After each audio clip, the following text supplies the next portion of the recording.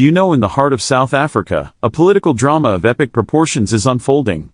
For months now, whispers have been circulating, hinting at a potential power struggle between former President Jacob Zuma and his successor, President Cyril Ramaphosa. What seems to be just another round of political maneuvering might actually be the beginning of something far more significant. Is this simply a case of post-presidential squabbling, or is there a deeper, more dangerous conflict brewing that could destabilize the nation? As tensions rise, the repercussions could be felt far beyond the corridors of power, affecting the economy, social fabric, and the future of South Africa itself.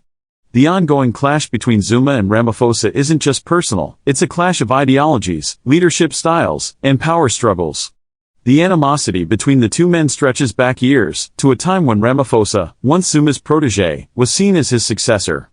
But since taking office in 2018, Ramaphosa's presidency has been marked by deep divides within the African National Congress and the country at large. Under Zuma's rule, South Africa was embroiled in corruption scandals. The infamous Nkandla scandal, which saw taxpayer money used to upgrade Zuma's private estate, and the Gupta Gate scandal, which exposed state capture at the highest levels, left a stain on the nation's political landscape. The question on many minds, was Zuma simply a scapegoat, or is the corruption truly as pervasive as it seems? Ramaphosa promised to tackle corruption head-on, which quickly earned him the ire of Zuma's loyalists. Investigations into corruption have seen the arrest and prosecution of Zuma's closest allies, causing rifts within the ANC. Zuma's supporters, on the other hand, argue that these actions are part of a politically motivated witch hunt, intended to discredit a leader who, they believe, fought for the poor and marginalized. Zuma's political comeback might seem like an impossible dream, but his supporters have been anything but silent. Across South Africa, rallies, protests, and vocal campaigns are calling for Ramaphosa to step down. The movement, often fueled by a sense of betrayal, paints Ramaphosa as a leader beholden to the whims of white capital and foreign interests. This narrative has found resonance among many who feel left behind by the promises of economic prosperity and land reform. Some argue that the Zuma era, with all its corruption and mismanagement, still gave hope to millions of disenfranchised South Africans. To them, Zuma is more than just a political figure, he's a symbol of resistance against an entrenched elite. The question remains, is this resurgence a legitimate political movement, or is it a dangerous call to return to the darker days of misgovernance? At the heart of this political crisis is corruption, a disease that has plagued South Africa for years. Under Zuma's leadership, the scale of corruption reached new heights, with state resources being looted by those in power.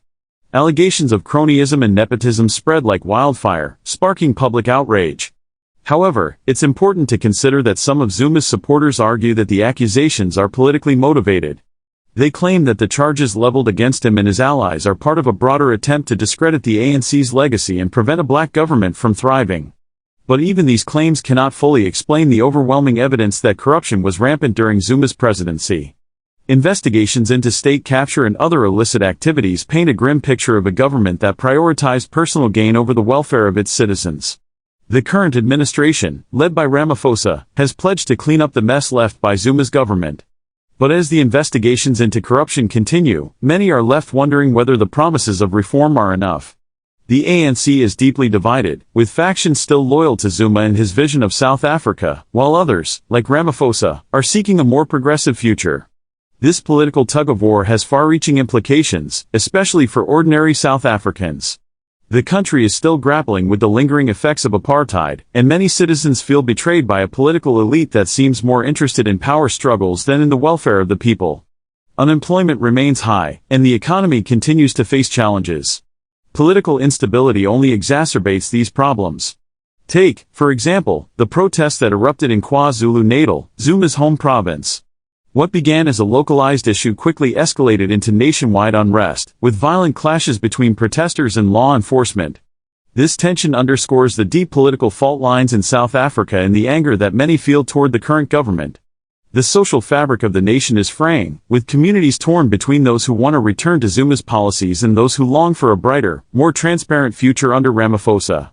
The political turbulence is also taking its toll on South Africa's economy. Investor confidence has been shaken, and the country's credit rating remains at risk of further downgrades. The threat of political instability, particularly in light of the ongoing political clash between Zuma and Ramaphosa, is a major deterrent for foreign investment. In the short term, the uncertainty has led to an increase in unemployment, which is already at staggeringly high levels. According to recent statistics, South Africa's unemployment rate stands at over 30%, and this figure is only expected to rise if the political chaos continues.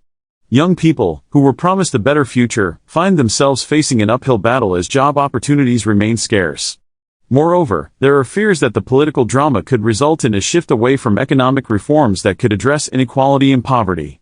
Ramaphosa has tried to push forward economic initiatives, such as the Economic Reconstruction and Recovery Plan, but the success of these efforts hinges on political stability.